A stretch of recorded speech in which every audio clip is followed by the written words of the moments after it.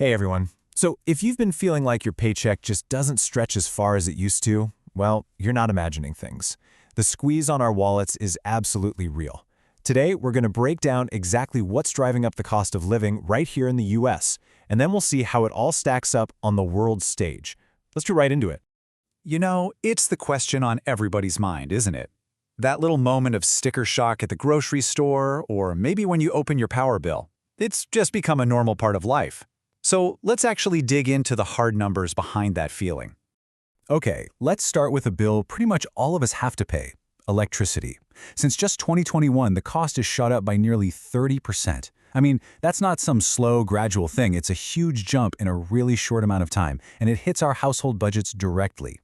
And it doesn't stop there. If you use natural gas, it's even steeper. Residential costs have climbed almost 40% since 2019. Look, these aren't small adjustments. We're talking about a whole lot of money being pulled straight from our pockets. You see, this isn't just about numbers on a bill. It translates into real, honest-to-goodness anxiety. Back in early 2021, about a third of middle-income Americans felt like their financial situation was poor. Fast forward to late 2024, and that number has leaped to 55%. That's the real toll of this, inflation hangover, a massive spike in financial stress for a majority of people. All right, so we've established the financial squeeze is definitely real. Now, let's break down where that money is actually going. So, where does it all go? Well, while things like food and transportation are for sure getting more expensive, there's one expense that looms larger than all the others: housing. It eats up a massive 1/3 of the average American spending. It's the single biggest piece of the financial puzzle, period. And that huge slice for housing, it leads us to the most critical point of this whole thing. There is no single American cost of living. It's a myth. The biggest factor by far in determining how much you pay for everything is simply the state you call home. And believe me, the difference is staggering. I mean, just look at this spectrum. On one end, you've got places like Hawaii and California. On the other, states like Oklahoma and Mississippi. Living in one of these columns versus the other, it's like living in a completely different financial reality. Let's really put a fine point on it. We use something called a cost of living index, where 100 is the national average. Hawaii's index is way up at 185. Oklahoma's is down at 86. That means it is literally more than twice as expensive to live in Hawaii than it is in Oklahoma. Just let that sink in for a second. So what on earth causes such a massive divide? Well, here it is: housing. It is the #1 driver, full stop. The cost of just putting a roof over your head can swing by more than 300% depending on your zip code. It's wild. And to see just how extreme this gets, forget the overall cost for a minute and just look at the housing index itself. Hawaii is at a sky-high 304.2, while Oklahoma is down at 70.7. That one single category is the main reason life feels so radically different from one state to the next. Now, while housing is the biggest player, it's not the only one. For families with young kids, there's another cost that has become a huge financial burden: childcare.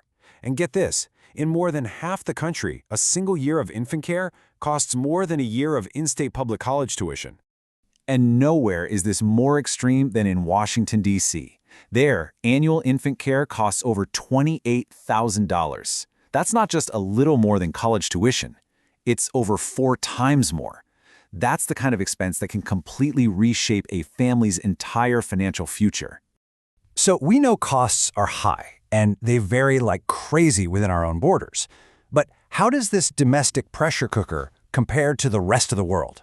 Okay, let's zoom out and put the whole American experience into a global context. To do this, we use a global cost of living index. It's basically the same idea as the state-level one, but this time everything is measured against New York City. We just set New York as the baseline, 100.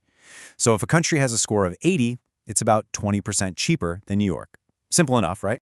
So where does the United States land on this global scale? Well, the US ranks as the 19th most expensive country in the world to live in. So while we aren't at the absolute top of the list, we are firmly in that top tier of high-cost nations. And this gives you some perspective. The countries that rank higher than us are often small island nations or big global finance hubs. Places like Bermuda, Switzerland, Singapore. Our spot at number 19 pretty much confirms that while we are definitely feeling the pinch here, the pressure is even higher in some other parts of the world. Okay, this brings us to our final and honestly our most important section: So far, we've only talked about cost, the price tag on things, but that's only half the equation. The real question isn't just about cost, it's about affordability. To really get a handle on affordability, we have to talk about something called purchasing power. It's a really simple idea. What can your money actually buy you? Because think about it. A high salary in a super expensive city might leave you with less at the end of the month than a more modest salary in a cheaper one. Here's probably the easiest way to think about it.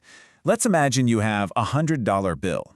In Hawaii, because everything is so expensive, that bill only has the purchasing power of about $87 compared to the rest of the country. But in a state like Alabama, that same $100 bill buys you what would cost about $110 elsewhere. Your money literally goes further. There's this quote from one of our sources that just hits the nail on the head. It says that a low cost of living isn't the same thing as a high quality of life.